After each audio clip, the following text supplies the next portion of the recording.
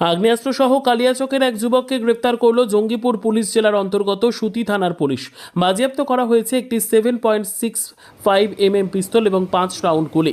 বৃহস্পতিবার সুতি থানা প্রাঙ্গণে সাংবাদিক সম্মেলন করেন ফারাক্কা সাব ডিভিশনের এসডিপিও শেখ শামসুদ্দিন। এসডিপিও জানিয়েছেন, গোপন সূত্রে খবর পেয়ে বুধবার রাতে সুতি থানার মধুপুর এলাকায় হানা দেয় পুলিশ।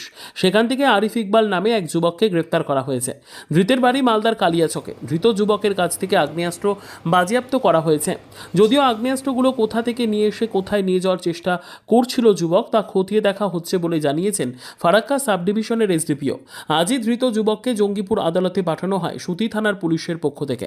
9:30 নাগাদ সুতি থানার কাছে একটা সোর্স ইনফরমেশন আসে এবং সেই সোর্স ইনফরমেশন ওয়ার্কআউট করার জন্য তারা মধুপুর হল্টের কাছাকাছি জায়গায় আরিফ ইকবাল নামে এক ব্যক্তিকে, তার বাড়ি কালিয়াচক, তাকে অ্যারেস্ট করে এবং তার কাছ থেকে একটি 7mm ইম্প্রোভাইজ ফায়ার আর্মস এবং 5 রাউন্ড গুলি উদ্ধার করে, রিকভার করে এবং তাকে অ্যারেস্ট করা হয়। স্পেসিফিক আমরা কেস করেছি এবং আজকে একে কোর্টে ফরওয়ার্ড করছি পিসি নেওয়ার জন্য। কি উদ্দেশ্যে এই অস্ত্র? মানে এটা আমরা ইনভেস্টিগেশন করে এখন বার করছি কি উদ্দেশ্যে এই অস্ত্র নিয়ে এসেছিল। মূলত কাউকে হ্যান্ড ওভার করার জন্য এসেছিল, বিক্রি করার জন্য এসেছিল, আমাদের কাছে যেটুকু ইনফরমেশন আছে।